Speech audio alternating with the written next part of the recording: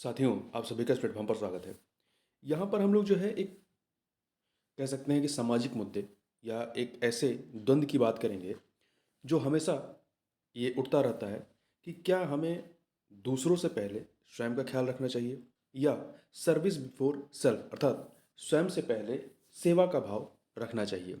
दोनों में से क्या चीज़ें सही होती हैं, इस चीज़ को लेकर के हमेशा द्वंद बना रहता है। जैसे कि जो व्यक्ति स्वयं के बारे में पहले सोचता है उसे स्वार्थी सामान्यतः समझा जाता है। तो इसी द्वंद को लेकर के जनसत्ता में एक आर्टिकल प्रकाशित हुआ है जिसको अमिताभ जी ने जो है लिखा हुआ है, और इस पूरे आर्टिकल में इसी द्वंद को काफ़ी अच्छे से बताया गया है और इसी को हम लोग यहाँ पर देखेंगे जो आपके लिए काफ़ी कारगर साबित होगा। तो देखिए, शिक्षा संस्थाओं, सेना और कई अन्य संगठनों में सर्विस बिफोर सेल्फ यानी स्वयं से पहले सेवा का पाठ जो है वो पढ़ाया जाता है। भारतीय संस्कृति का यह मंत्र स्वयं से पहले दूसरों की सेवा और देखभाल करने की प्रेरणा देता है। एक फिल्म का संवाद कुछ यूँ है: जिंदगी अपने लिए जिए तो क्या जिए, दूसरों के काम आए वही तो जिंदगी है। जबकि इससे उलट दुनिया भर की हवाई उड़ान भरने से पहले साफ शब्दों और हवाई उड़ान भरने से पहले साफ शब्दों और इशारों में हिदायत दी जाती है कि आपात स्थिति में ज़रूरत पड़ने पे सबसे पहले अपना ऑक्सीजन मास्क लगाएं, फिर उसके बाद ही दूसरों या दूसरे सहयोगियों की मदद करें। इसके पीछे का संदेश साफ है कि आप बचेंगे, सेहतमंद होंगे, खुशहाल रहेंगे, तभी दूसरों के प्रति फिक्रमंद और मददगार बन सकते हैं। अगर आप ही नहीं बचेंगे तो दूसरों की क्या सहायता कर पाएंगे। इस तरह का भाव समझा जाए तो दूसरों से पहले स्वयं का ख्याल रखना हर हाल में स्वार्थी नहीं बनाता। कई फिल्मों और उपन्यासों के संवादों के खासे और बड़े मायने होते हैं। लोग उन्हें पढ़ सुनकर सदा याद ही नहीं रखते, उनका मतलब भी जीवन की कार्यशैली में उतार लेते हैं। स्वयं से अपनापन जताने वाले, प्यार करने वाले या खुद को अपना पसंदीदा मानने वाले अपने तन मन की भरपूर देखभाल करते हैं।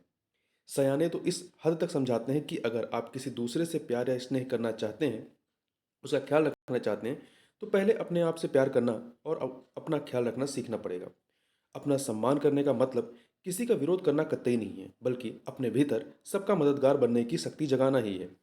इसे यूं समझना चाहिए कि अगर कोई व्यक्ति प्रसन्नचित्त है, तो वह खुशियां बांटने के काबिल भी है, अन्यथा वह दूसरों को खुश रखने में समर्थ नहीं हो सकता।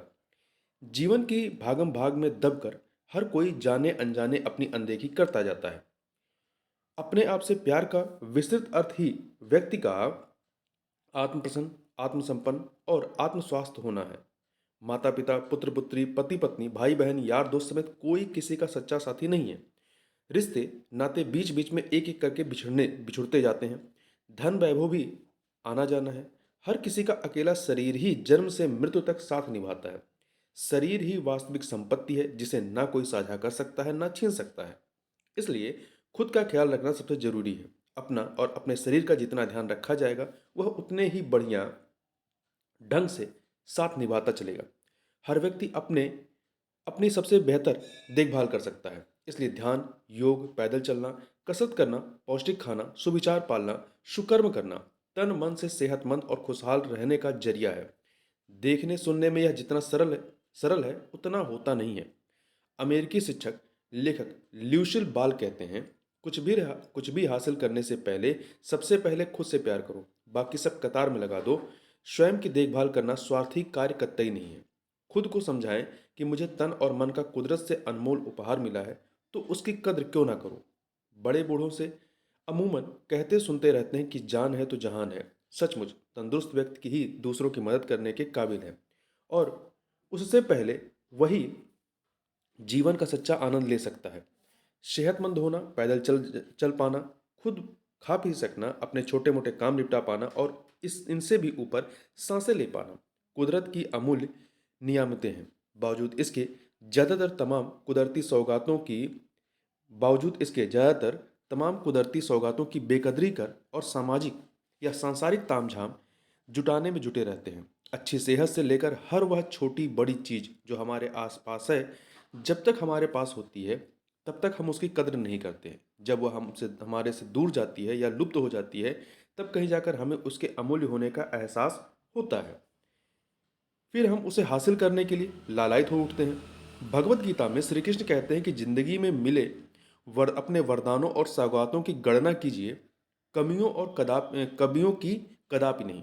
मतलब जीवन में जो आपकी अच्छी चीज़ें हैं उन्हें देखिए, जो कमियां हैं उस पर ध्यान बहुत मत दीजिए। तभी और चाहिए कि रट पर लगाम लग सकेगी। इसे इस रूप में भी समझा जा सकता है कि सभी भले लोगों की यह कोशिश होती है और वे सोचते हैं कि वे किसी ज़रूरतमंद की मदद करें। उनके सामने ऐसा अवसर आए तो वे पूरी ईमानदारी से ऐसा करेंगे भी। मगर इससे जुड़ा तथ्य यह है कि वे मदद तभी कर सकेंगे जब ऐसा कर सकने की स्थिति में होंगे। आश्चर्य यह है कि एक सक्षम व्यक्ति ही किसी की मदद कर सकता है। विडंबना यह है कि कई बार किसी खास मामले में सक्षम व्यक्ति एक विचित्र दंभ से गिर जाता है और वह जरूरतमंदों की मदद करने के बजाय उनकी उपेक्षा करने लगता है।